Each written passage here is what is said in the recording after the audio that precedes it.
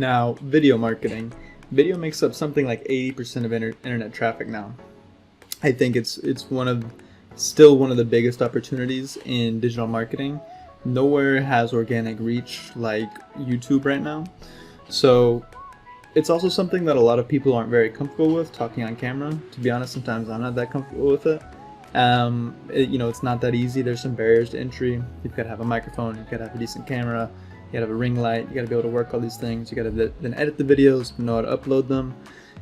There's enough difficulty involved that it helps that there's not quite as much competition for video marketing as there is for something like writing a blog.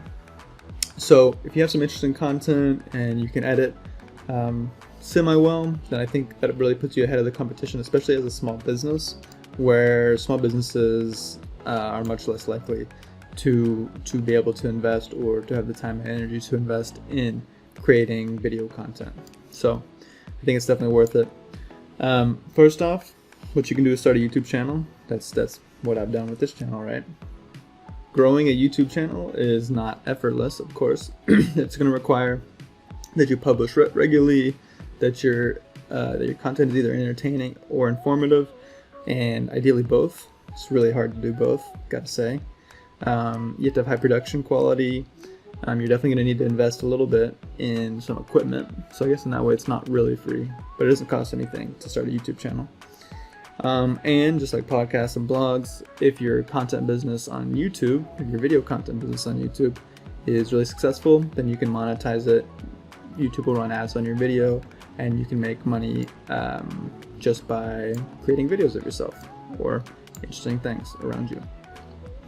So another way that you could use video to grow your business is you could run webinars. So webinars are just live video conference calls on Zoom or Google Meet.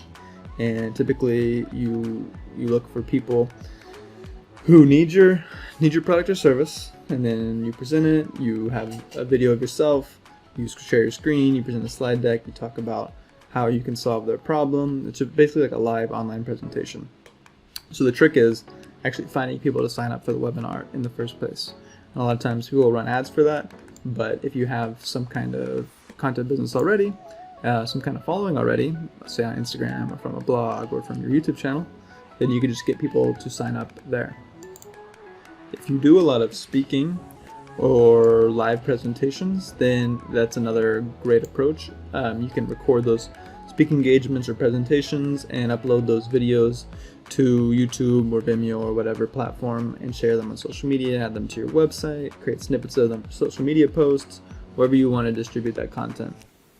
So, because of the pandemic, a lot of times professionals aren't giving as many speaking engagements as they used to, but it seems like with the world opened back up, conferences and events are really starting to happen again.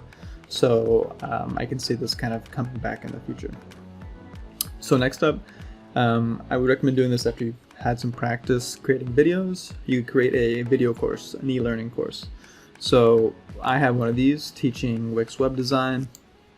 Basically, for my kind of course, I record my screen, record my face, and walk people through different digital skills. So you can create a video course on a bunch of different platforms. There's Udemy, which sells your course one at a time. There's Skillshare, where you get paid by like the watch minute. There's a few others. You could create your own website and offer the course there, and then you're going to probably be able to charge more, but you don't have the advantage of Udemy and Skillshare and these other platforms marketing for you. But creating courses can really become a business in its own right. So I think it's definitely something worth pursuing if you have some harder to learn skills and knowledge that you would like to share with the world. And it's also just fun to teach, in my opinion. Plus, you don't actually have to teach something you're not interested in, right? You can teach guitar or rapping or pixel art or how to make cool TikTok videos. As long as it's a skill that people want to learn, it doesn't have to be a business skill, then people are probably willing to pay for a good course about it. And then finally, I just want to kind of close this video marketing section with some great video ideas, some ideas for kinds of videos you could make. So one is a how-to I do a lot of these kind of tutorials. I just teach people how to do various little things on their websites and that kind of thing. How-to videos can be great. People are always searching on YouTube for how to do X, Y, and Z. You could create a company introduction, just introducing yourself. You know, people have a much easier time connecting with somebody on video than they do from just a still image or some text on a website. You could introduce your whole team and show the world that the people they're hiring, when they hire you, are real people. They're not just faceless robots, or they're not in India or something, right? Now, you could also do behind the scenes. This stuff's really fun, especially for video and photo production companies.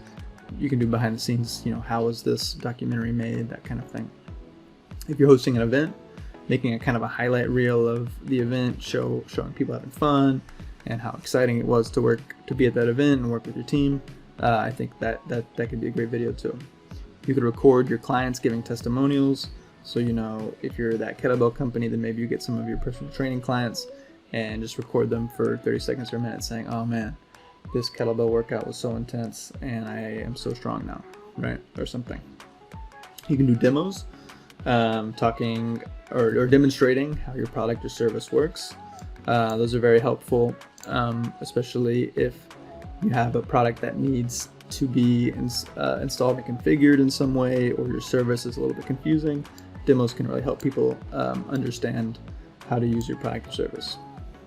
You can do Q&As. If you get a lot of questions about certain topics, then you can just gather those questions together and in one video answer all the questions. You can do a time lapse. So if you're creating something concrete, say you're an illustrator and you're illustrating some cool new scene, you could do a time lapse where you just record your screen and then speed it up, and it walks. Basically, people can see how you made the service that you're selling. You could do a day in the life, right? Like, what does a plumber do all day? I love those kinds of videos. I think they're super fun. I watch those on YouTube all the time. And then you could also do parody content.